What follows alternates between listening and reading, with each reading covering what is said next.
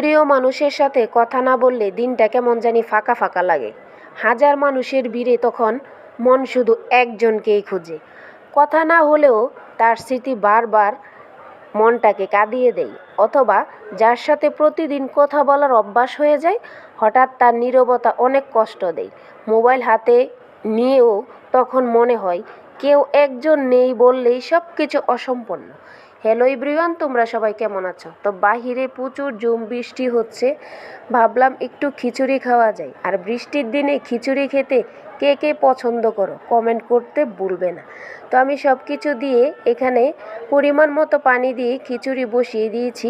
দেখো আমার খিচুড়িটা কত লোভনীয় মনে হচ্ছে, আর বাসায় তো গ্রানে একাকার হয়ে গেছে। আমি এখানে মেথি, রসুন, তারপর হচ্ছে গিয়ে পেঁয়াজ কুচি দিয়ে এটাকে আমি বাগার দিয়ে দিব। লাস্ট ফিনিশিংয়ে এই বাগারটা দিলে খিচুড়িতে স্বাদ দ্বিগুণ বেড়ে যায়।